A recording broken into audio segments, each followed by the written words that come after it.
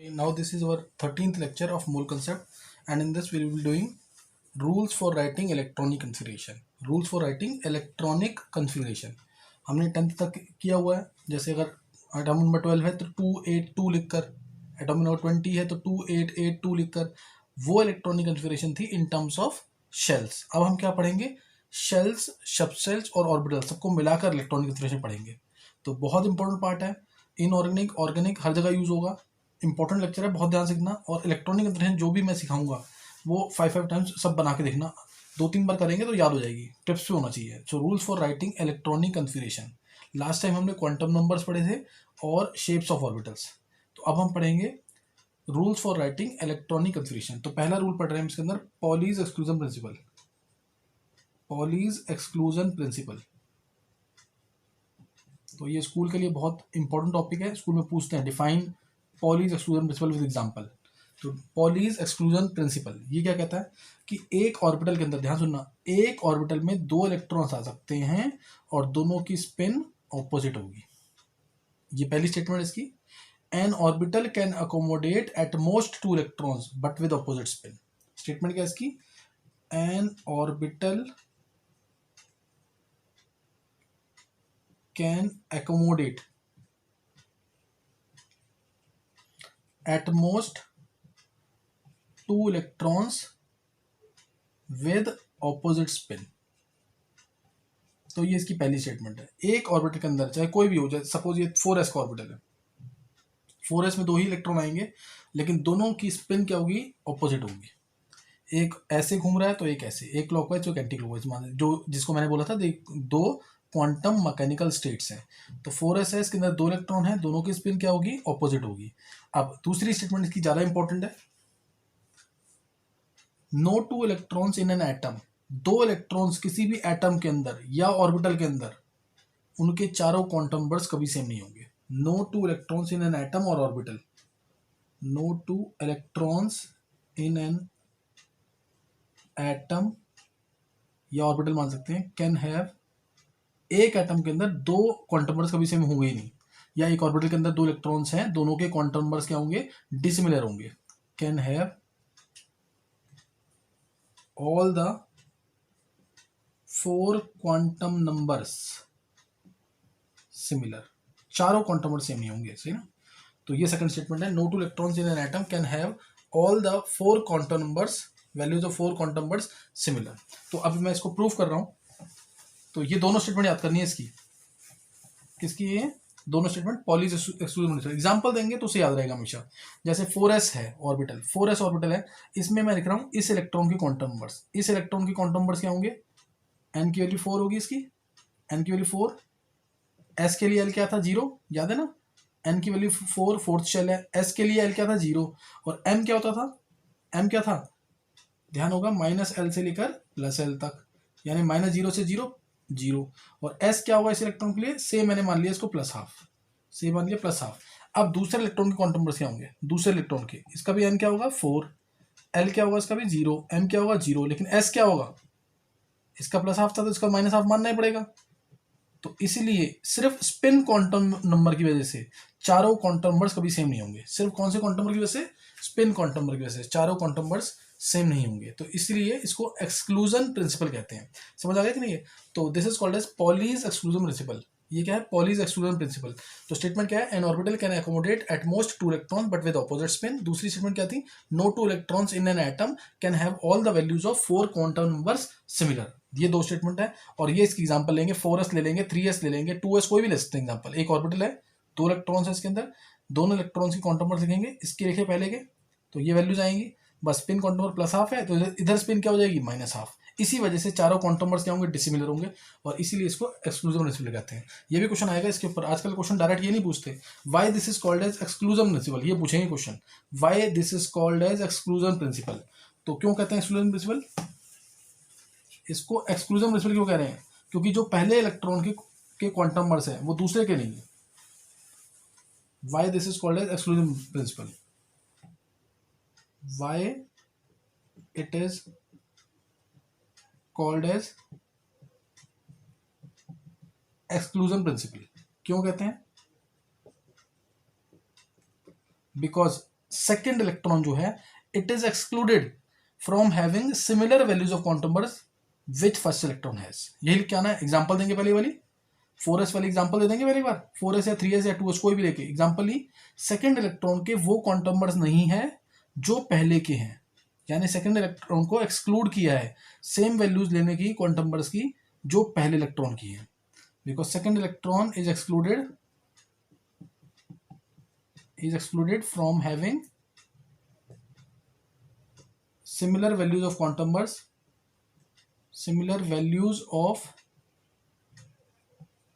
quantum numbers which first electron has। समझे कि second electron की क्वांटम नंबर्स वो नहीं है जो पहले इलेक्ट्रॉन के हैं, इसलिए इसको एक्सक्लूजन प्रिंसिपल कहते हैं। यही आंसर क्या आना पेपर के अंदर, अदरवाइज तो बुक्स में कई बुक्स में ये भी लिखा हुआ कि तीसरा इलेक्ट्रॉन अंदर नहीं आ सकता, तीसरा इलेक्ट्रॉन अंदर नहीं आ सकता, third electron is excluded from entering the orbital, इसलिए भी कहते हैं, लेकिन वो नहीं लिखना, पेपर में ये लिख के आना जो बुक्स में लिखा हुआ है। तो ये हमने पढ़ा था पॉलीज एक्सक्लूजन प्रिंसिपल। एक बार मैं थोड़ा सा ना क्वांटम नंबर्स एग्जांपल ले लेता हूँ, क्योंकि एग्जांपल देने से ना और क्लियर हो जाएगा। थोड़ा सा लिख लेते हैं इसको, थोड़ा जल्दी करेंगे इसको। जैसे मैंने बोला से 5p के क्वांटम नंबर्स क्या हैं, 4d के क्या हैं, 4px के क्या हैं, 5dz² के क्या हैं, और 4g के क्या हैं, और इसमें से बताना है कि कौन सा पॉसिबल नहीं है। तो मैं यहाँ पे क्वांटम नंबर लिख रहा हूँ, उसके ध्यान देना इधर, बहुत ध्यान से। n, l, m और s, n, m, l, s की वैल्यू सबके लिए। n क्या होगा इसका 5, n की वैल्यू क्या होगी 5, ये आता है क्वेश्चन, हाफ ये आ जाएगा 1 मार्क में। n की वैल्यू 5 होगी, फिफ्थ शेल है। p के लिए l क्या था 1, m क्या होगा -1 0 + 1 -1 0 + 1, और s क्या होगा +-हाफ, समझ आए कि नहीं। तो ये आ गया इसके लिए। 4d के लिए n की वैल्यू 4, l की वैल्यू 2, m की वैल्यू -2 से लेकर +2 तक, जो l की वैल्यू है उसी को हम बढ़ा देंगे आगे, और s क्या होगा +-हाफ।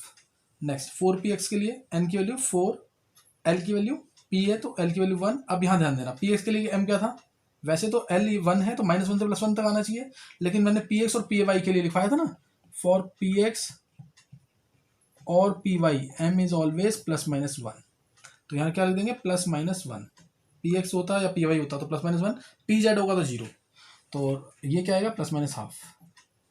नेक्स्ट 5dz² है, n क्या हो गया 5, अब l d के लिए l क्या होता है 2, अब m क्या होता है dz² के लिए, मैंने लिखवाया वो ये पीछे, dz² के लिए m क्या होता है 0, ये याद रखना है। तो m 0, और s क्या आएगा +-हाफ, s क्या आ जाएगा +-हाफ। 4g के लिए n 4, l क्या होगा 4, therefore it is not possible, n और l कभी इक्वल नहीं हो सकते, l is always less than n, l हमेशा छोटा होगा एक, मतलब कम से कम एक छोटा होगा, तो इसलिए ये दोनों इक्वल हैं, so this is not possible, बाकी करने की जरूरत ही नहीं, समझे कि नहीं। तो ये ध्यान रखना है, ये इस तरह से क्वांटम नंबर्स निकालते हैं, इस तरीके से क्वांटम नंबर्स निकालते हैं। अब एक चीज और देखेंगे यहाँ पे, इसमें सपोज मेरे को निकालना नंबर ऑफ नोट्स, भी नोट्स निकालने हैं, स्फेरिकल नोट्स, ये तो समझ आ गया पूरा, स्फेरिकल नोट्स निकालने हैं, n l m सब निकालना आ गया यहाँ पे, स्फेरिकल नोट्स निकालने हैं, रेडियल नोट्स निकालने हैं, और स्फेरिकल नोट्स रेडियल नोट्स एक ही बात है, स्फेरिकल नोट्स और रेडियल नोट्स, स्फेरिकल और रेडियल नोट्स, ये समझ जाना, स्फेरिकल और रेडियल नोट्स, स्पेस कम है इसलिए मैं लिख रहा हूँ। नेक्स्ट निकालना एंगुलर नोट्स या एंगुलर नोट्स और प्लेनर नोट्स, और नोडल प्लेन्स भी कहते हैं, एंगुलर नोट्स और प्लेनर नोट्स या नोडल प्लेन्स, ये भी निकालने को कह सकते हैं। फिर और भी निकालने को कह सकते हैं, इसके अंदर क्या कह सकते हैं, और सपोज आगे यहाँ पे निकालने के लिए आगे सपोज एंगुलर नोट्स, फिर यहाँ पे सपोज बोल दिया आपको एंगुलर मोमेंटम निकालना है, orbit angular momentum, orbit angular momentum, orbital angular momentum, orbital angular momentum, ये सारी चीजें निकालनी होती है। और एक और निकालना मैग्नेटिक मोमेंट, एक इंपॉर्टेंट टर्म और है मैग्नेटिक मोमेंट, वो चलो वो उसको रहने देते हैं, मैग्नेटिक मोमेंट बाद में निकालेंगे, इतना देखते हैं पहले। आप देखो ये सारी चीजें निकालने को कैसे, on the basis of this subshell, 5p क्या सबशेल, 4d क्या सबशेल, 4px क्या ये ऑर्बिटल है, 5dz² क्या ऑर्बिटल है, 4g क्या सबशेल, ये तो पॉसिबल ही नहीं है। अब 5p है स्फेरिकल और एंगुलर नोट्स, फॉर्मूला क्या था इसका n - l - 1, n - l - 1, इसका क्या फॉर्मूला था l, ये n - l - 1, ये l, और ये क्या था mvr = orbit angular momentum NH/2 पाई, और ये क्या था अंडर रूट में L into L+1 H cross अलग से बाहर। तो अब ध्यान देंगे N माइनस L-1, N क्या है 5, 5 माइनस 1 कितना आ जाएगा 2, 3, 5 - 2 3 आ गया। तो 3 क्या होंगे इसके अंदर स्फेरिकल नोड्स। एंगुलर नोड्स क्या होंगे, L होता है, L की वैल्यू कितनी है 1, तो 1, MV/NH/2 पाई, NH N कितना है 5, यानी 5H/2 पाई, और ऑर्बिटल एंगुलर मोमेंटम निकालना है, तो L की वैल्यू कितनी है 1, L की वैल्यू 1, तो 1 into 1+1 √2 H cross √2 answer, H cross √2। तो ये फर्स्ट का कर दिया हमने यहाँ पे। सेकंड का अब यहाँ पे देखेंगे N माइनस L-1 क्या होगा, N माइनस L-1, N है हमारा 4, L है 2, तो N 4 माइनस 2 माइनस 1 यानी 1 आ गया आंसर। और दूसरा निकालना है एंगुलर नोड, एंगुलर L की वैल्यू है, L की वैल्यू 2, टोटल नोड पूछा होता तो 1 + 2 3, N माइनस 1 होता टोटल नोड्स, दोनों को निकालेंगे ऐड कर देंगे तो आ जाएगा। N की वैल्यू 4 है तो 4H/2 पाई, या 4H क्रॉस भी लिख सकते हैं, 4H क्रॉस। और L की वैल्यू कितनी है 2, L की वैल्यू 2 है इसमें, तो 2 इंटू 2+1 √6 H क्रॉस √6 ये होता है। तो ये हमने दूसरा निकाल लिया। तीसरा N की वैल्यू क्या है 4, N की वैल्यू 4 तो क्या आ जाएगा यहाँ पे 4px के अंदर N की वैल्यू 4, तो ये आ गया 4 माइनस 1 - 2 आ जाएगा। और एंगुलर नोड्स और प्लेनर नोड्स कितने आएंगे, L की वैल्यू कितनी है 1 आ जाएगा एक 4px के अंदर। और नेक्स्ट आ जाएगा हमारा ऑर्बिट एंगुलर मोमेंटम, N की वैल्यू 4 है तो 4H/2 पाई, और L की वैल्यू कितनी है 1, तो √1 क्या मतलब 1 इंटू 1+1 2 √2 H क्रॉस √2 समझ आएगा कि नहीं कैसे निकालना है, एक आप खुद निकाल लेंगे। तो स्फेरिकल और रेडियल नोड्स क्या होते हैं N minus L-1, angular nodes क्या होते हैं L, ऑर्बिटल एंगुलर मोमेंटम क्या होता है ऑर्बिट एंगुलर मोमेंटम MV/NH/2 पाई, N की वैल्यू पुट करनी है सिर्फ, और ऑर्बिटल एंगुलर मोमेंटम है तो अंडर रूट में L into L+1 H cross साथ में, तो H क्रॉस मतलब H/2 पाई। समझ आ गया कि नहीं है। और 4G पॉसिबल नहीं है, क्यों, क्योंकि N 4 है L भी 4 है, N और L कभी इक्वल नहीं हो सकते, so it is not possible, N और L कभी इक्वल नहीं हो सकते, therefore it is not possible. समझ आएगा कि नहीं, तो ये सब निकाल के देख लेना जरूर।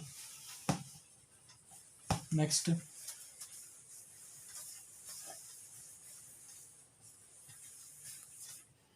नोट करेंगे आगे। तो यहाँ पे हमने क्वांटम नंबर निकालना सीख लिया ढंग से, मैंने अभी पहले बताया था आपको पॉलीज एक्सक्लूसिव प्रिंसिपल, सही ना, ये ध्यान रखना चीज का। अब नेक्स्ट पढ़ेंगे इसी के अंदर hunts rule of maximum multiplicity, hunts rule of maximum multiplicity, hunts rule of maximum multiplicity ये क्या कहता है, सही ना, hunts rule of maximum multiplicity ये कहता है पेयरिंग ऑफ इलेक्ट्रॉन्स। एक मैं एग्जांपल लेता हूँ, उसके बाद मैं लिखूंगा डेफिनेशन। जैसे मैंने लिख दिया P4 मतलब P4 यानी P सबशेल में 4 इलेक्ट्रॉन, तो उसको मैंने ऐसे लिखे, इसको मैं ऐसे लिख सकता हूँ 1 2 3, ये मैंने पहले सिंगली फिल किया फिर पेयरिंग स्टार्ट की, एक तरीका।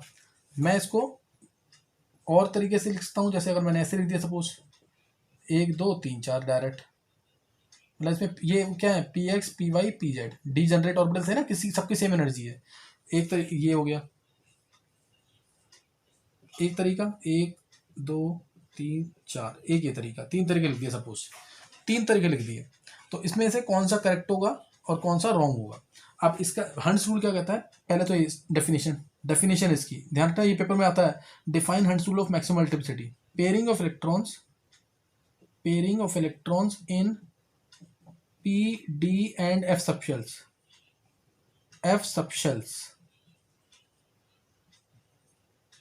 can't start until and unless each orbital is singly occupied.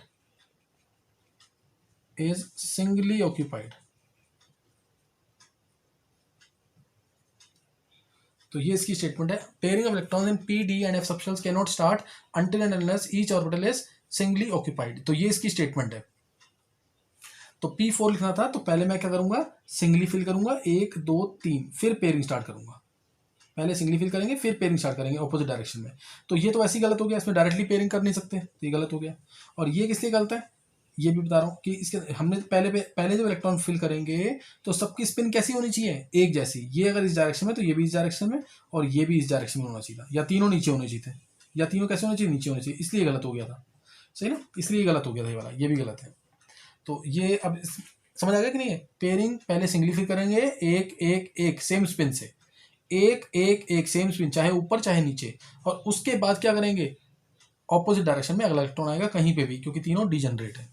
बात समझ कि नहीं है। तो इस ये स्टेटमेंट है इसकी। अब अगला क्वेश्चन आता है इसी का, why this is known as rule of maximum multiplicity. Clear, why this is known as rule of maximum multiplicity. Next question है, why this is known as rule of, why this is rule of maximum multiplicity। ये question आता है आजकल, why this is rule of maximum multiplicity। तो क्यों कहते हैं इसको rule of maximum multiplicity, क्यों, क्योंकि इसमें क्या है, जैसे मैंने एग्जांपल ये ले लेना, P4 P5 कोई भी एग्जांपल ले सकते हैं, अभी हमने ये लिया तो ये लेंगे। why this is known as rule of maximum multiplicity, because out of all the possible configuration, ये P4 के लिए मैंने 3 कंफिगरेशन लिखी, 1 2 3, 3 में से कौन सी करेक्ट है, कौन सी करेक्ट है, पहली वाली। क्यों, क्योंकि इसकी स्पिन मैक्सिमम है।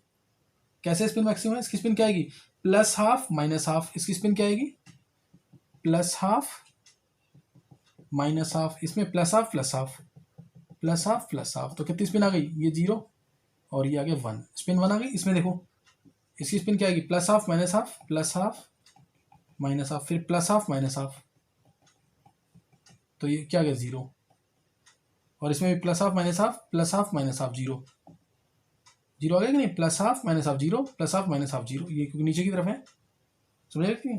तो इसलिए इन दोनों में स्पिन मिनिमम आई, इसमें क्या आई, मैक्सिमम आई, इसलिए इसको रूल ऑफ मैक्सिमम मल्टीप्लिसिटी कहते हैं। क्योंकि एक एलिमेंट के लिए मैंने 3 कंफिगरेशन लिखी, करेक्ट कौन सी है, जिसकी स्पिन मैक्सिमम है, करेक्ट कौन सी है, जिसकी स्पिन मैक्सिमम है। तो नोट करेंगे एक बार, ये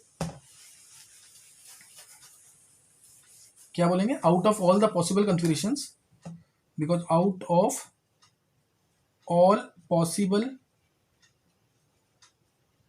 configurations for a given element, 3 possible configurations है for a given element, only that configuration is correct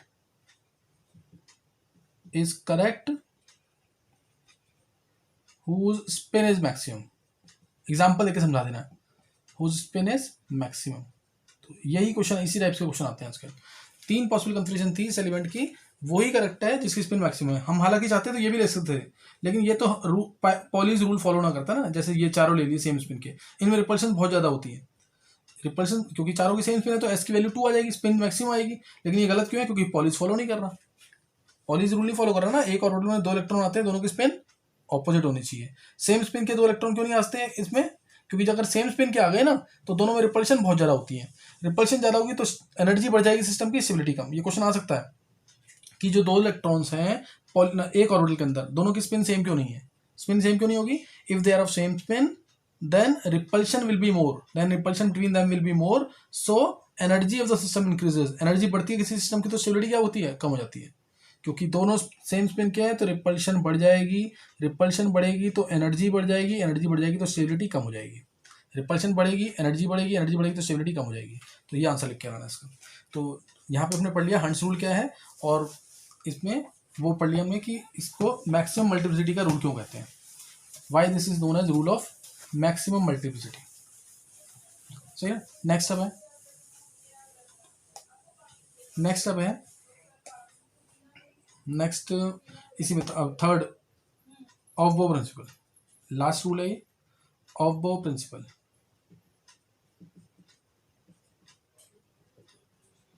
of बो प्रिंसिपल पहले तो हमने फर्स्ट पढ़ा जो पॉलीज, वो साइंटिस्ट का नाम था। दूसरा पढ़ा हंट्स रूल, वो भी साइंटिस्ट का नाम था।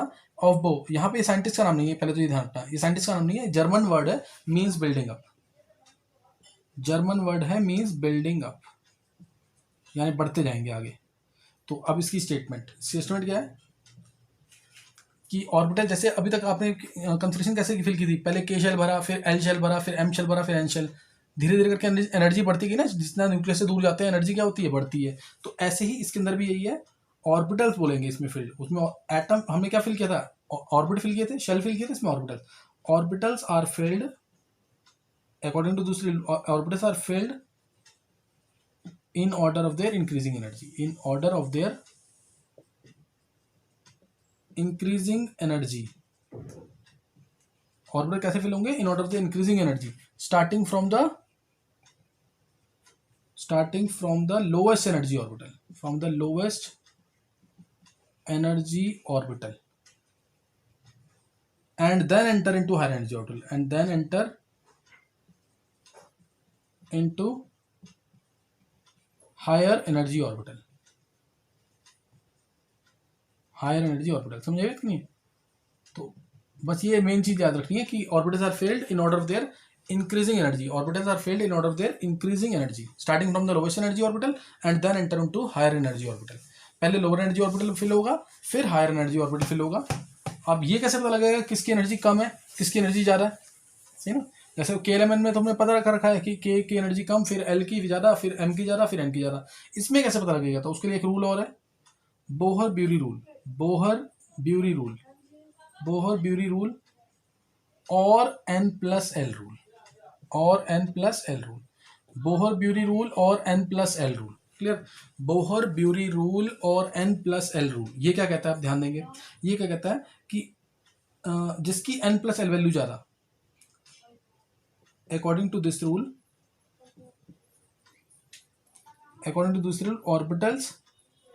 orbitals with greater N value, greater N+L value will have more energy, clear? जिसकी N+L वैल्यू ज़्यादा उसकी एनर्जी ज़्यादा, ये याद रखना. N+L ज़्यादा तो N+L वैल्यू ज़्यादा तो एनर्जी ज़्यादा. तो दूसरा, अगर N+ वैल्यू सेम है दो ऑर्बिटल्स की, N+L तो निकालना आता है. अगर N+L वैल्यू सेम है तो जिसकी N वैल्यू ज़्यादा उसकी एनर्जी ज़्यादा. If N+L value is same then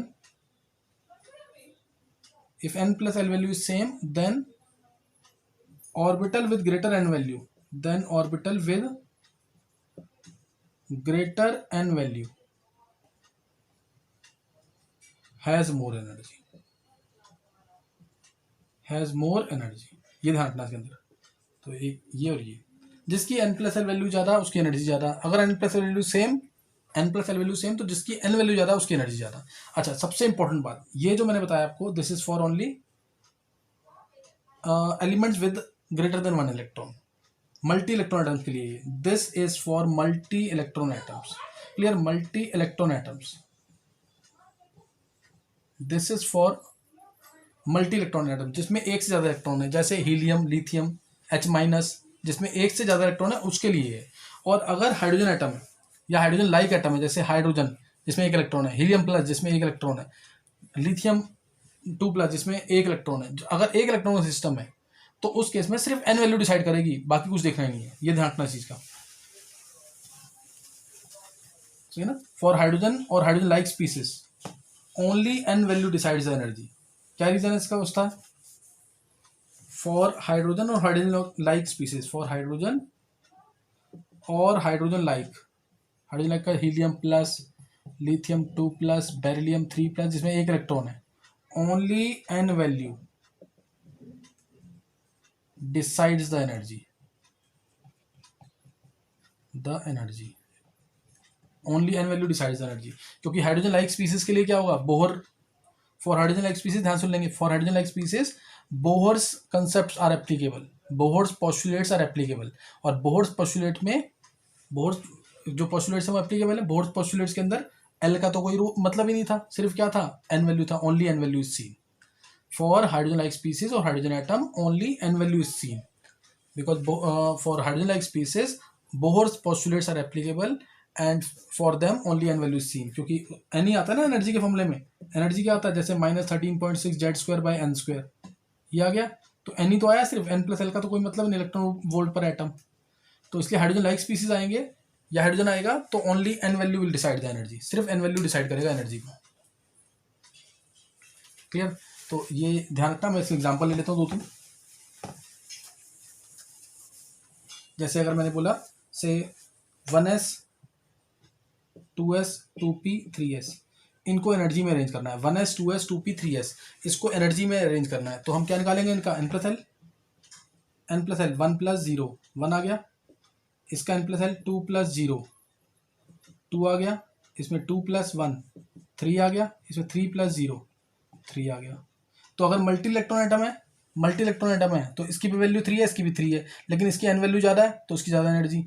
अब इसकी वैल्यू 3 है, इसकी 2 है, 3 2 तो इसकी एनर्जी ज़्यादा, और इसमें 1 तो इसकी एनर्जी ज़्यादा। लेकिन अगर हाइड्रोजन लाइक होता ये मल्टी इलेक्ट्रॉन एटम्स के लिए, जैसे हमारा हीलियम के लिए, लिथियम के लिए, H- के लिए, जिसमें एक से ज़्यादा इलेक्ट्रॉन है। लेकिन हाइड्रोजन एटम अगर होता फॉर हाइड्रोजन, जैसे He+ के लिए निकालना है, लिथियम 2+ के लिए निकालना है जिसमें एक इलेक्ट्रॉन है, उस केस में ऑर्डर क्या आएगा, इसमें एन की वैल्यू देखेंगे, एन की वैल्यू 3 है, एन की वैल्यू 2 है, तो इसकी एनर्जी ज़्यादा, 3s से 2s की ज़्यादा। अब 2s और 2p की एनर्जी सेम, क्योंकि इसकी भी एन वैल्यू 2, इसकी भी एन वैल्यू 2, इसकी भी एल देखना ही नहीं है, एन की वैल्यू 2, एन की वैल्यू 2, तो 2s और 2p की एनर्जी इक्वल 1s की है, ये दोनों इक्वल हो जाएंगे। समझ आइए नहीं है? तो इस तरह से निकालना है एनर्जी का ऑर्डर, n प्लस एल देख के निकालेंगे मल्टी इलेक्ट्रॉन एटम्स के लिए। लेकिन हीलियम प्लस और लिथियम 2+ के लिए, कैसे निकालेंगे, only n value is scene, l को देखेंगे नहीं, क्योंकि बोहर्स कंसेप्ट एप्लीकेबल थे। तो एक आध एग्जांपल और ले लेते हैं, जैसे 6s, सपोज ये इसको अरेंज करना है, 6s 4f 5d 6p, इसको अरेंज करना है एनर्जी में। तो ये तो अगर हाइड्रोजन लाइक के लिए करना है, हीलियम प्लस के लिए करना है, लिथियम 2+ के लिए, बेरिलियम 3+ के लिए, हाइड्रोजन के लिए, नियॉन 9+ के लिए, जो कि सिंगल इलेक्ट्रॉन सिस्टम है, तो हम क्या देखेंगे, ओनली एन वैल्यू। एन की वैल्यू सबसे ज़्यादा किसकी है, 6 की, 6p की एनर्जी ज़्यादा, 6s की इसके इक्वल, क्योंकि 6 एन की वैल्यू 6, एन की वैल्यू 6, फिर 5d की ज़्यादा, फिर 4f की सबसे कम। ये तो समझ आ गया। एन वैल्यू देखिए, 6 ज़्यादा, दोनों की एनर्जी बराबर, फिर 5 ज़्यादा, 5 4 से ज़्यादा, 5 की एनर्जी ज़्यादा 4 से, तो ये आ जाएगा आंसर। ये तो बहुत सिंपल है, एन वैल्यू देख के आंसर निकाल लेंगे। लेकिन अगर मल्टी इलेक्ट्रॉन सिस्टम है, जैसे H-, हीलियम, लिथियम, बेरिलियम, इस टाइप से, तो n प्लस एल निकालेंगे। n plus L 6 plus 0 6, 4 plus 3, f के लिए l क्या होता है 3, 7, 5 प्लस 2 7, 6 प्लस 1 7, तो तीनों की सेम वैल्यू है n प्लस एल, तो क्या देखेंगे, n वैल्यू इसकी ज़्यादा तो उसकी एनर्जी ज़्यादा, n वैल्यू 5d की ज़्यादा, इसकी एनर्जी ज़्यादा, 4f की तो है ही 7, इसमें n नहीं देखेंगे क्योंकि इसमें 7 7 7 था, तब देखेंगे सिर्फ n वैल्यू, तो ये आंसर आ जाएगा 6s 4f 5d 6p। Clear होगी बात की नहीं है? तो n plus L rule apply करना आ गया। तो यहाँ पे n प्लस एल रूल ऐसे अप्लाई करते हैं, बस चेक कर लेना जरूर कि मल्टी इलेक्ट्रॉन एटम है कि सिंगल इलेक्ट्रॉन स्पीसीज है, उसके अकॉर्डिंग अप्लाई करना है। तो ये था बोहर-बीरी रूल। नेक्स्ट अब मैं बता रहा हूँ कि कौन कौन से ऑर्बिटल्स हैं और अरेंज कैसे हैं वो इंक्रीजिंग ऑर्डर ऑफ एनर्जी में, ताकि इलेक्ट्रॉन्स की फिलिंग आ सके। तो वो ध्यान रखना है इस तरीके से, ये अब याद रखना है। n plus increasing n plus L value, सबसे पहले 1s भरा जाएगा, फिर 2s भरा जाएगा, फिर 2p भरा जाएगा, फिर 3s, फिर 3p, फिर 4s, फिर 3d, फिर 4p, फिर 5s, फिर 4d, फिर 5p, फिर 6s, फिर 4f, फिर 5d, फिर 6p। 5-6 बार लिखेंगे, 10 बार लिखेंगे तो याद हो जाएगा ये। 7s 5f इस तरह से भर जाएंगे, सही ना। तो चाहे तो निकाल के देख लें n प्लस एल वैल्यू, सब n plus L value 1, n plus L value 2, n plus L value 3, n plus L value 3, n plus L value 4, n plus L value 4, n plus L value 3 plus 2 5, n plus L value 4 plus 1 5, इस तरह से। तो increasing order of energy में आएगा सारा ये क्या आएगा, इंक्रीजिंग ऑर्डर ऑफ एनर्जी में। सबसे पहले ये भरा जाएगा, जैसे के शेल में 2 इलेक्ट्रॉन भरते थे, एस सब शेल में कितने इलेक्ट्रॉन आते हैं 2, तो इसमें 2 इलेक्ट्रॉन भरेंगे पहले। ये भी एस है तो इसमें भी 2 इलेक्ट्रॉन भरेंगे। ये पी है, पी में कितने इलेक्ट्रॉन आते हैं 6, ये इलेक्ट्रॉन ध्यान रखना। एस में एक ऑर्बिटल होता है 2 इलेक्ट्रॉन, पी में 6 इलेक्ट्रॉन आएंगे, डी में 10 इलेक्ट्रॉन आएंगे, और एफ में 14 इलेक्ट्रॉन आएंगे। ये पता होना चाहिए, ये इलेक्ट्रॉन्स हैं। ऑर्बिटल कितने हैं इसमें, 1, इसमें कितने हैं 3, तो इसमें 6 इलेक्ट्रॉन, इसमें 5 ऑर्बिटल 10 इलेक्ट्रॉन, इसमें 7 ऑर्बिटल 1 2 3 4 5 6 7, तो 14 इलेक्ट्रॉन। ये ऑर्बिटल्स हैं, ये एक ऑर्बिटल, इसमें 3 ऑर्बिटल, ये पी सबशेल है, उसमें 3 ऑर्बिटल्स हैं। ये डी सबशेल है, इसमें 5 ऑर्बिटल्स हैं। ये एफ सबशेल, इसमें 7 ऑर्बिटल्स हैं। जितने ऑर्बिटल उसके डबल इलेक्ट्रॉन्स, ये इलेक्ट्रॉन्स हैं। समझ आएगा कि नहीं? तो ये ध्यान रखना इसके अंदर इलेक्ट्रॉन्स कैसे आते हैं, समझ आएगा कि नहीं? इलेक्ट्रॉन्स इस तरीके से आएंगे, भरे जाएंगे। तो अब ये नहीं भूलना, अब इसके अंदर एस में 2 इलेक्ट्रॉन आएंगे, पी में 6 आएंगे, डी में 10 आएंगे, एफ में 14 इलेक्ट्रॉन्स आएंगे। तो इसी के अकॉर्डिंग भरना इलेक्ट्रॉन्स को। जैसे के शेल में आप भरते थे 2 इलेक्ट्रॉन, फिर एल में 8, इस तरीके से भरते थे ना, ऐसे इसमें 2 इलेक्ट्रॉन भरे जाएंगे, इसमें 2 भरे जाएंगे, इसमें 6 भरे जाएंगे, इसमें 2 भरे जाएंगे, इसमें 6 भरे जाएंगे, इसमें 2 भरे जाएंगे, इसमें 10 भरे जाएंगे, इसमें 6 भरे जाएंगे, इसमें 2 भरे जाएंगे, इसमें 10, 6, 2, 14, एफ आ गया ना, 14 भरे जाएंगे इसमें, फिर 10, फिर 6। समझे कि नहीं? और इसको याद करना है ना, याद इसको 10 बार बोलेंगे मन में याद हो जाएगा, बहुत सिंपल तरीका है। 1s को याद कर लो, सिर्फ 1s को याद कर लिया, 2s2p 3s3p, sp चलेगा था, 2s2p 3s3p, फिर 4s 4p, बीच में 3d भी आ जाएगा, बीच में क्या आ जाएगा 3d, 5s 5p, बीच में 4d आ गया, 4s 4p, बीच में 3d आया, 5s 5p, बीच में 4d आ गया, 6s 6p, बीच में 4f भी आ जाएगा, 5d भी आ जाएगा। इंक्रीजिंग ऑर्डर ऑफ एनर्जी में है ये, कभी डाउट में आ जाए तो इंक्रीजिंग ऑर्डर ऑफ एनर्जी निकाल लेना, नहीं तो रटा होना चाहिए, मन में 10 बार बोलोगे याद हो जाएगा। 1s 2s 2p 3s 3p 4s 3d 4p 5s 4d 5p, इस तरह से ये बोलोगे 10 बार तो याद हो जाएगा पूरा। तो ये रटा होना चाहिए पूरा, सही ना। और बुक्स में वैसे तरीका भी दे रखा है, कभी भूल जाओ तो उससे भी निकाल सकते हो। जैसे बुक्स में तरीका क्या दे रखा है, इस तरीके से बना रखा है, तो वो कोई ज़्यादा खास तरीका नहीं है, हमें बस एस पी बीच में डी, इस तरह से याद करेंगे ज़्यादा अच्छा रहेगा। तो जैसे ये बुक में तरीका देखा है, 1s दे दिया, फिर दे दिया 2s 2p दे दिया, फिर 3s 3p 3d दे दिया, है ना। पहले एस पी डी सारे एक साथ लिख दिए, 4s 4p 4d 4f दे दिया इस तरीके से, फिर 5s 5p 5d 5f ये दे दिया। तो इसमें पहले ऐसे एरो डाल देना यहाँ पे,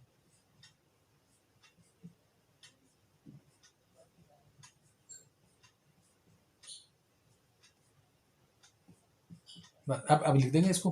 पहले क्या आया 1s, फिर क्या आया 1s के बाद क्या आया 2s, 2s के बाद क्या आया 2p, 2p के बाद क्या आया 3s, फिर एरो कहाँ से आ रहा 3p, फिर क्या आ जाएगा 4s, फिर क्या आ गया 3d, फिर क्या आ गया 4p, फिर क्या आ गया 5s। तो ऐसे भी दे रखा है बुक्स के अंदर, तो कोई ज़रूरत नहीं है उसकी, डायरेक्ट याद कर लेंगे ज़्यादा अच्छा रहेगा, इसमें टाइम वेस्ट ही होना और कुछ नहीं है, सही ना। कैसे बोलना है 1s फिर 2s 2p 3s 3p 4s बीच में 3d 4p 5s 5p बीच में 4d, इस तरीके से ऐसे याद कर लेंगे, ज़्यादा ईजी रहेगा।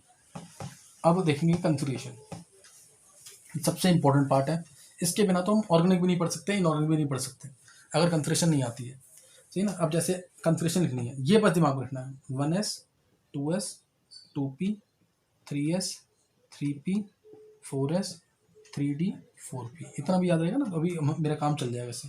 अदरवाइज पूरे पीरियोडिक टेबल की इलेक्ट्रॉनिक कंफिगरेशन सबको आनी चाहिए। जैसे मैंने इंट्रोडक्टरी लेक्चर दिया था एक, उसमें तो एस और पी लिखे थे, उसकी मैं कंफिगरेशन भी बताऊंगा, उसके बाद डी की भी आनी चाहिए, एफ की भी आनी चाहिए, हर एक एलिमेंट की कंफिगरेशन आनी चाहिए।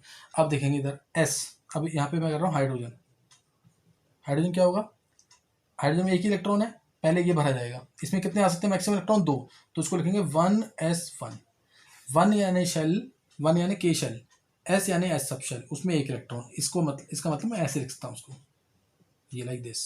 अब हाइड्रोजन का क्या था हीलियम, हीलियम में कितने इलेक्ट्रॉन 2, तो दोनों इलेक्ट्रॉन इसमें आ जाएंगे एस में क्योंकि 2 इलेक्ट्रॉन कितने आते हैं 2, तो 1s2, तो इसको मैं ऑर्बिटल की फॉर्म में ऐसे लिखूंगा 1s2। हीलियम हो गया। लिथियम, लिथियम में कितने इलेक्ट्रॉन होते 3, तो अभी ये तो 2 इलेक्ट्रॉन आ गए पूरे इसमें, तो 1s2 ये भर गया पूरा, अब क्या स्टार्ट हो जाएगा 2s, तो 1s2 2s1, तो उसको 1s2 2s1 1s2, ये 1s ये 2s 2s1, समझ आएगा कि नहीं है। फिर उसके बाद हाइड्रोजन हीलियम लिथियम फिर बेरिलियम, तो क्या आएगा 1s2, 4 इलेक्ट्रॉन होते हैं इसमें, 2 इसमें 2 इसमें, 1s2 2s2 1s2 2s2 1s2 2s2, इसके थ्रू भी बनाना आना चाहिए ऑर्बिटल्स के थ्रू।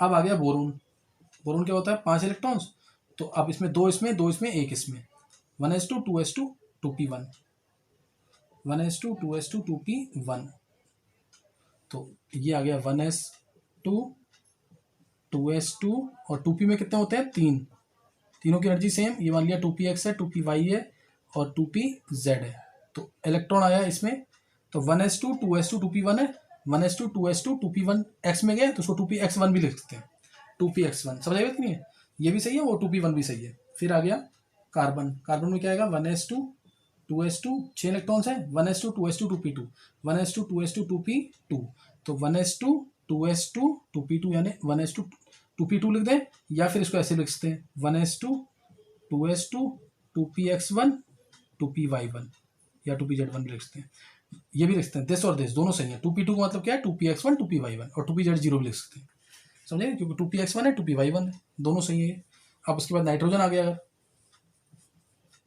तो नाइट्रोजन क्या होता है 7, तो 1s2 2s2 2p3, क्योंकि इसमें p में कितने इलेक्ट्रॉन आते हैं maximum 6, 1s2 2s2 2p3, 1s2 2s2 2p3, और उसको भरेंगे कैसे 1s2 2s2 2p3, तो इसको मैं ऐसे भी लिख सकता हूँ 1s2 2s2 2px1 2py1 2pz1 2pz1, समझ आए कि नहीं। और ये हाफ फिल्ड हो गया, p में 3 इलेक्ट्रॉन मतलब हाफ फिल्ड हो गया, आधा फिल हुआ है। टोटल कितने आते हैं 6, ये भी ध्यान रखना, ये 2p नाइट्रोजन क्या हो गया हाफ फिल्ड। ये कम से कम 10 बार कंफ्यूज लिखना सारी, तब जाके याद होगी। एटलीस्ट 30 तक तो लिखनी है अभी, 30 तक तो रटी होनी चाहिए बिल्कुल, और स्पेशली 21 to 30। नाइट्रोजन तक बता दिया मैंने।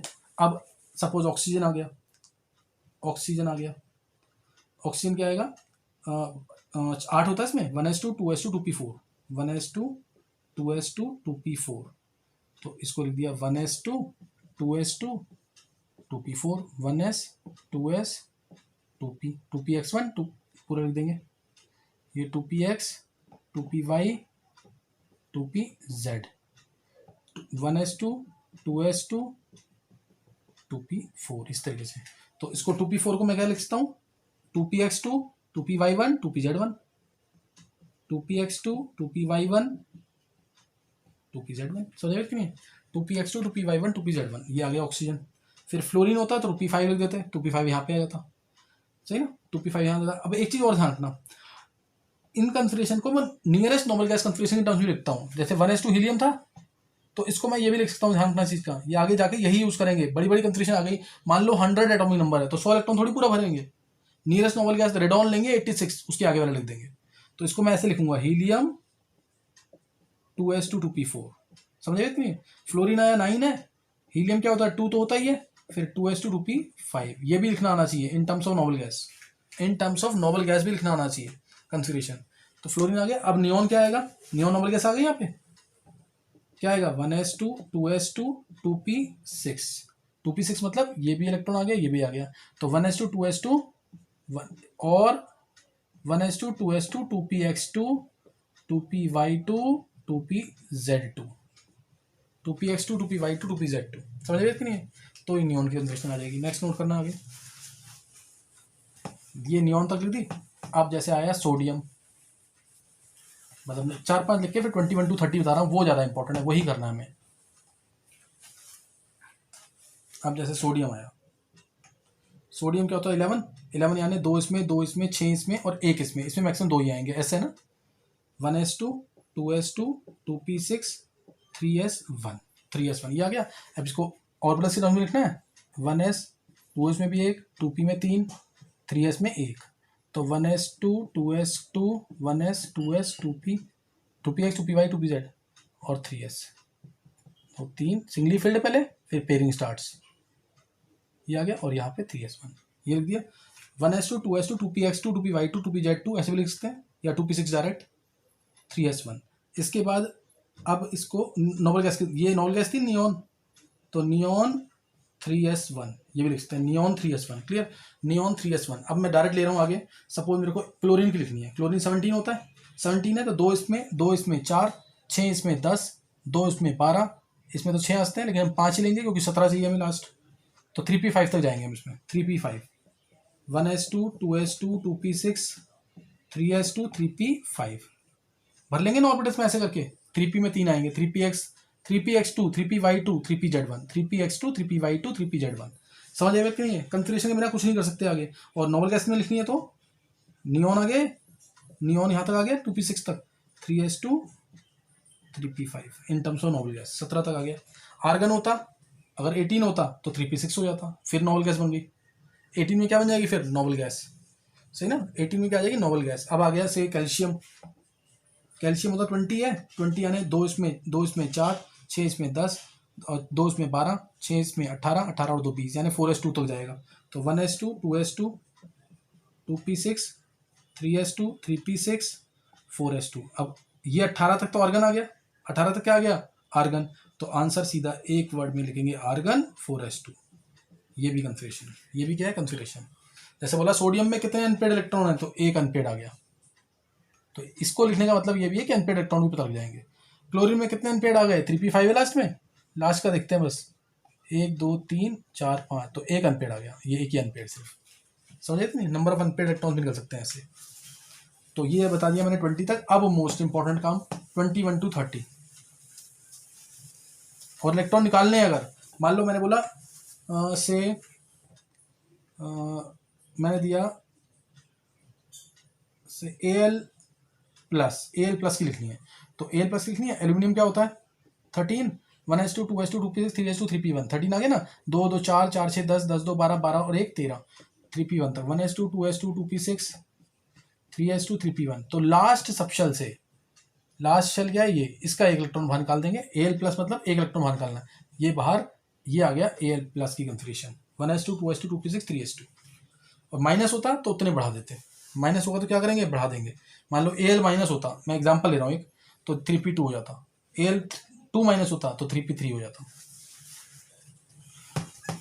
तो इलेक्ट्रॉन ऐसे ही निकालते हैं और डालते हैं इस तरह, प्लस है तो इलेक्ट्रॉन निकालना है, माइनस है तो इलेक्ट्रॉन डालना है। नेक्स्ट नोट करेंगे।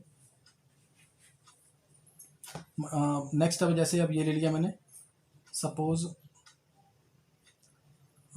स्कैंडियम, स्कैंडियम का 21, 2 2 4 4 2 6 10 10 2 12 12 और 6 18 18 और 2 20 और 1 21, 3d1 तक जाएगा। 1s2 2s2 2p6 3s2 3p6 4s2 3d1, समझ आया कि नहीं, 4s2 3d1। अब ये 18 तक क्या था, आर्गन, आर्गन 4s2 3d1। इसमें बस एक चीज ध्यान रखना है कि अगर मान लो मैं बोलता हूँ स्कैंडियम 2+, यहाँ पे जो गलती होती है, स्कैंडियम 2+, दो इलेक्ट्रॉन निकालने हैं, अब या स्कैंडियम प्लस ही बोलता हूँ मैं, स्कैंडियम प्लस। तो ऐसा मत करना कि डी से निकालते हैं, लास्ट शेल तो ये वैसे इसकी एनर्जी ज़्यादा थी, लेकिन जब इलेक्ट्रॉन निकालते हैं ना, ध्यान रखना लास्ट शेल से निकालते हैं। लास्ट शेल कौन सा है, 4th है कि 3 है, इसको देखते हुए, ये बस गलती होती है पेपर के अंदर कि 3D से इलेक्ट्रॉन निकाल दिया, गलत हो गया। मैक्सिमम बच्चे यही करते हैं, इसको दिमाग में बिठा लेना बात को। इलेक्ट्रॉन निकालना है तो हमेशा लास्ट शेल से निकालेंगे। लास्ट शेल क्या, 4s, तो अब स्कैंडियम प्लस की कंट्रीशन क्या होगी, आर्गन 4s1 3d1, या तो लिखो ही उसको ऐसे 3d फिर 4s लिखने का तरीका, नहीं तो ये बेस्ट तरीका है, 4s1 3d। स्कैंडियम 2+ होता तो 4s0 हो जाता 3d1, समझ गए कि नहीं है। तो ये इसको नहीं भूलना कि इलेक्ट्रॉन जब भी 21 से 30 में निकालेंगे तो 4s से निकालेंगे पहले। कहाँ से निकालेंगे, पहले 4s से। तो स्कैंडियम बता दिया, टाइटेनियम होता, रटा होना चाहिए पूरा, ध्यान रखना चीज़ का, scandium, titanium, vanadium, chromium most important, manganese, iron, cobalt, निकल, कॉपर और नीचे लास्ट में जिंक, 21 मोस्ट इंपॉर्टेंट। यही पेपर में आना, ध्यान रखना फर्स्ट टाइम, 24 और 29 एक्सेप्शनल केसेस है। टाइटेनियम होगा क्या करेंगे, टाइटेनियम 22 होता है तो 3d2 हो जाएगा। टाइटेनियम 2+ होगा तो s के 2 इलेक्ट्रॉन गायब, समझे कि नहीं। वेनेडियम होगा तो 1s2, वेनेडियम होगा तो 1s2 2s2 2p6 3s2 3p6 4s2 3d3 4s2 3d3, समझ गए कि नहीं है। तो ये हो गया 23 तक, है ना। अब ये मोस्ट इंपॉर्टेंट, अगर क्रोमियम है तो क्या करेंगे, 1s2 2s2 2p6 3s2 3p6 4s2 3d4 करेंगे, यही आना चाहिए आंसर। लेकिन अब इसमें एक्सेप्शन क्या है, इसमें एक्सेप्शन क्या है वो ध्यान सुनेंगे। 4s2 3d4 आ गया ना।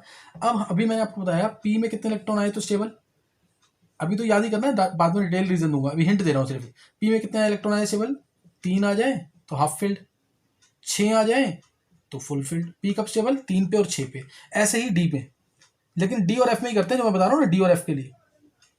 d में कितने इलेक्ट्रॉन, 5 आ जाए तो स्टेबल, या d में कितने आ जाए 10 आ जाए तो स्टेबल। p कब स्टेबल, 3 पे और 6 पे, लेकिन p में हम इलेक्ट्रॉन शिफ्टिंग नहीं करेंगे। d कब स्टेबल है, 5 पे और 10 पे। d कब स्टेबल है, 5 पे और 10 पे। 5 में हाफ फील्ड है, सिमेट्रिकल है ना, एक जैसा लग रहा है, इसे स्टेबल मानते हैं। d कब स्टेबल है, 5 पे और 10 पे। f कब स्टेबल होगा, 7 पे और 14 पे। f कब स्टेबल होगा, f 7 पे और 14 पे। d कब स्टेबल होगा, 5 पे और 10 पे। p कब स्टेबल होगा, 3 पे और 6 पे। p को हम लेते नहीं है इतना स्टेबल, लेकिन हम इसको जरूर मानते हैं, d को और f को। इसलिए मैं क्या करूंगा, ध्यान देना देर बात। अब क्रोमियम है ना, क्रोमियम का एक इलेक्ट्रॉन यहां से हटाऊंगा s से, और कहाँ शिफ्ट कर दूंगा, d में, ताकि ये स्टेबल हो जाए। d4 है ना, d4 से d5 बना सकते हैं हम, या d9 से d10 बना सकते हैं। ध्यान रखना, d4 से d5 बनेगा s से इलेक्ट्रॉन लेके, d9 से d10 बनेगा इलेक्ट्रॉन लेके, या f6 से f7 बनेगा इलेक्ट्रॉन कहाँ से लेके, s से, या f13 से f14 बनेगा। ये मत भूलना बिल्कुल भी, इलेक्ट्रॉन लेकर, किससे, एस से, चाहे वो 4s हो 5s हो कोई भी, इसको नहीं भूलना, ये एक्सेप्शन केसेस है, ये याद रखना है। 99.9% यही चीज होगी। D4 है तो D5 बनाना, D9 है तो D10 बनाना स्टेबिलिटी के लिए, F6 है तो F7 बनाना, F13 है तो F14 बनाना। अभी तो हमें 24 29 ही करना है, सिर्फ इसलिए यही करेंगे।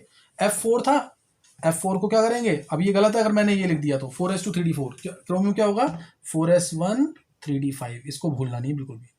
तो ये हो गया आर्गन, आर्गन 4s1 3d5 होना चाहिए 4s2 3d4, लेकिन वो गलत है, ये तो सही लिख दिया मैंने 4s1 3d5, समझ आई बात कि नहीं है। एस इलेक्ट्रॉन डी में भेज देंगे ताकि ये D5 बन जाए। मैंगनीज वगैरह में नहीं करना, ऐसा जो आ रहा है वही आंसर है। मैंगनीज का क्या आएगा आंसर, 4s2 3d5, कर लोगे ना पूरा। आर्गन लिख रहा हूँ मैं पहले 18 तक, फिर 4s2 3d5, 4s2 3d5। अगर मैंगनीज 2+ लिखना है तो मैंगनीज 2+ है तो क्या करेंगे, मैंगनीज 2+ है तो 2 इलेक्ट्रॉन एस के गायब। आयरन के क्या होगा 4s2 3d6, 4s2, कोबाल्ट क्या होगा 4s2 3d7, निकल क्या होगा 4s2 3d8, 4s2 3d8, 4s2 3d8 निकल है ये, सही ना। ये कम से कम 10 बार लिखना। कॉपर, अब इंपॉर्टेंट, कॉपर का क्या आएगा ध्यान देना, कॉपर, कॉपर 29 है, देखें 2 2 4 4 और 6 10, 10 और 2 12, 12 और 6 18, 18 और 2 20, 20 और 9 29, 3d9 आ रहा है कि नहीं इसमें। 1s2 2s2 2p6 3s2 3p6 4s2 3d9, तो क्या करेंगे D9 आ गया तो D10 बनाएंगे, कहां से इलेक्ट्रॉन लेके, एस से इलेक्ट्रॉन लिया और डी में डाल दिया स्टेबिलिटी के लिए। हाफ फील्ड और फुल फील्ड कंफर्मेशन ज्यादा स्टेबल होती है, इसलिए ऐसा करेंगे। अगर कॉपर +1 आता है तो एक इलेक्ट्रॉन निकालना कहां से मिलेगा, लास्ट शेल, लास्ट शेल क्या, फोर्थ शेल, ये गायब, कॉपर +1, समझ आएगा कि नहीं। जिंक तो क्या आएगा डायरेक्टली स्टेबल, 30 होता है, तो ये पूरा 1s2 2s2 2p6 3s2 3p6 4s2 3d10, ये जिंक आ गया। 21 to 30 कंफिग्रेशन 50 बार लिखो 100 बार लिखो, रटी होनी चाहिए।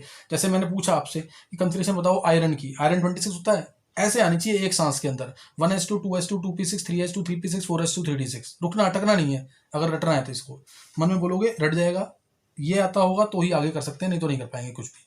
तो ये ध्यान रखना इसके अंदर। अनपेड इलेक्ट्रॉन निकालना है, क्रोमियम में कितने अनपेड है, क्रोमियम के अंदर कितने अनपेड इलेक्ट्रॉन्स है, एस में 1 डी में 5, तो 1 और 5 6 अनपेड हो गए। एस में भी 1 अनपेड आ गया ना इसमें, डी में 5, 1 1 2 3 4 5 6 अनपेड आ गए। आयरन में कितने अनपेड है, आयरन क्या होता है आर्गन 4s2 3d6, कितने अनपेड हो गए, D6 है, इसमें तो है नहीं कोई अनपेड, 1 2 3 4 5 6, तो कितने अनपेड आ गए, 4 अनपेड आ गए, सही ना। आयरन में कितने अनपेड है 4, समझ आई बात कि नहीं है। तो इस तरह से करना है इसको, कंफिग्रेशन भूलना नहीं है बिल्कुल भी, बिना कंफिग्रेशन के कुछ भी नहीं कर पाएंगे आगे, ये रटा होना चाहिए बिल्कुल, टिप्स पे होना चाहिए। और अनपेड इलेक्ट्रॉन निकल गया तो मैग्नेटिक मूवमेंट निकल जाएगा।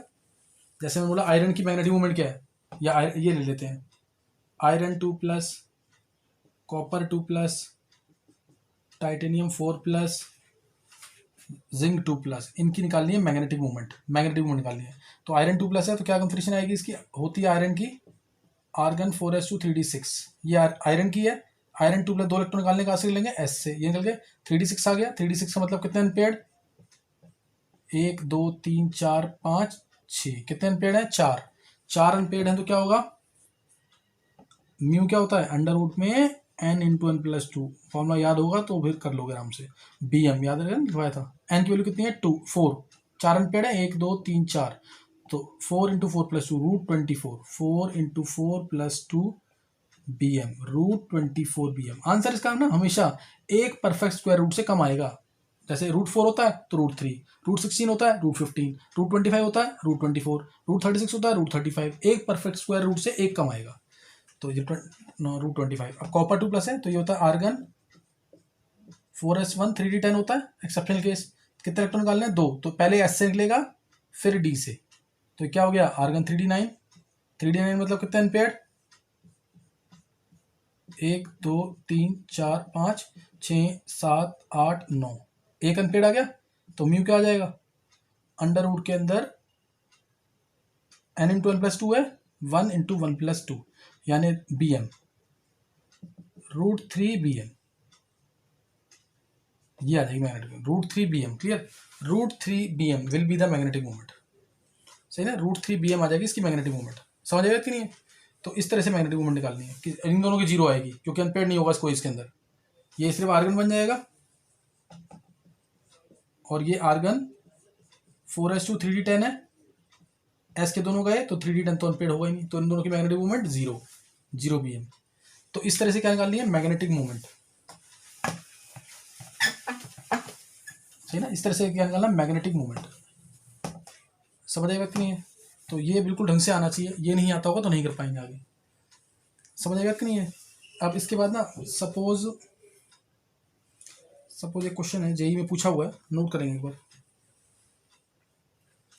सपोज श्रोडिंगर वेव इक्वेशन किसी ऑर्बिटल के लिए दे रखी है psi 2s।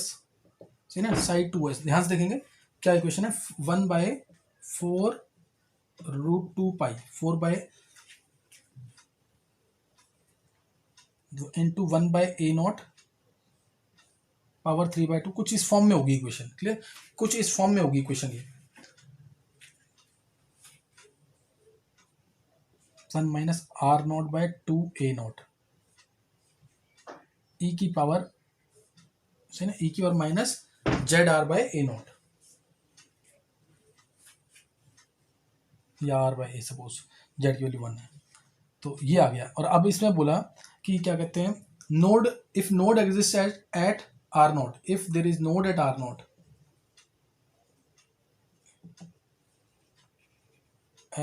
R0 तो उसकी पोजीशन क्या होगी।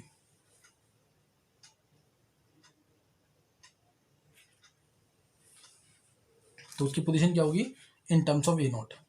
If there is node at R0 then find its location in terms of a0। Find its location in terms of a0।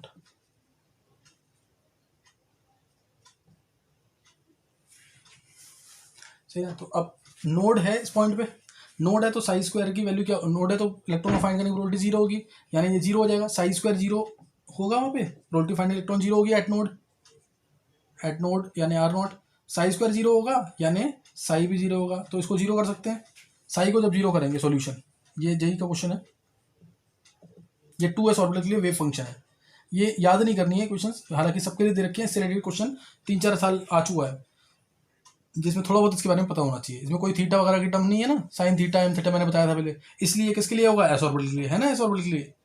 तो अब इसमें सॉल्यूशन इसका देखो, ये टर्म 0 हो नहीं सकती, कांस्टेंट है। a0 तो क्या, बोर्ड्स ऑर्बिट रेडियस, a0 बता रखा है मैंने, बोर्ड्स रेडियस है, तो ये भी क्या कांस्टेंट, ये टर्म 0 हो नहीं सकती, this can not be equal to 0।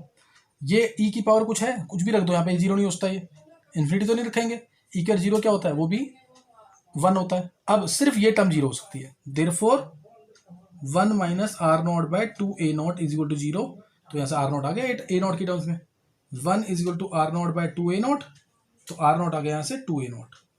तो इस तरह के क्वेश्चन कभी भी आएंगे ना, तो 99% क्या करना होगा, इस पार्ट को 0 करना होगा। पहले साई स्क्वायर, नोड पूछेगा कहाँ है, तो साई स्क्वायर को 0 कर देना, साई स्क्वायर को 0 करेंगे यानी साई इक्वल टू 0।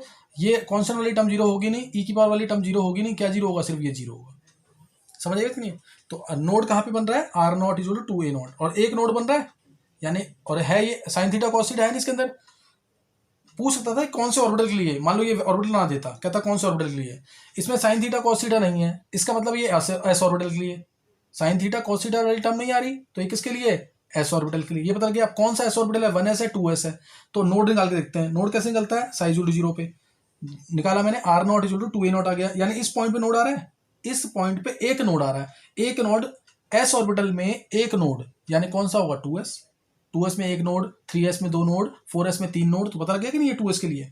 तो ये भी पूछता था, इक्वेशन दे देता, ये ना बताता किसके लिए, बोलता किसके लिए। समझ गए कि नहीं। तो ये ध्यान रखना चीज क्यों, साई 410 लिख दिया, तो कौन सा ऑर्बिटल हो गया, 4p आ गया ना, 4pz। ये n है, ये l है, ये m है, 4pz हो जाएगा। क्या हो जाएगा, 4pz। पीछे वाले कुछ टॉपिक्स क्लियर हो गए होंगे इसको देखकर। तो ये साई के लिए क्वेश्चन करवा दिया है। जब ऐसा क्वेश्चन कभी भी आता है तो ये पूछ सकता है कि कौन से ऑर्बिटल के लिए है, या फिर नोड ही पूछेगा, ये साई को 0 करना होता है या इसके स्क्वायर को 0 करना है, वो दोनों एक ही बात है, साई को 0 करना है या इसके स्क्वायर को 0 करना है। समझ आइए कि नहीं। तो इस टाइप के क्वेश्चन ना सारे आने चाहिए। तो जैसे बोला कि एनर्जी जो 2s की एनर्जी 2s सबशेल की किसकी ज़्यादा होगी, हाइड्रोजन की, हीलियम की, हाइड्रोजन की, लिथियम, इसी ग्रुप में लिथियम की, सोडियम की, पोटेशियम की, किसकी ज़्यादा होगी 2s की वैल्यू, 2s के लिए वैल्यू 2s सबशेल की एनर्जी जो है किसके अंदर ज़्यादा होगी, H के अंदर, Li के अंदर, Na के अंदर, K के अंदर। तो ऑर्डर आएगा H के अंदर, फिर Li के अंदर, फिर Na के अंदर, फिर K के अंदर। रीज़न क्या है, एनर्जी का फॉर्मूला क्या होता है, -13.6 Z²/n²।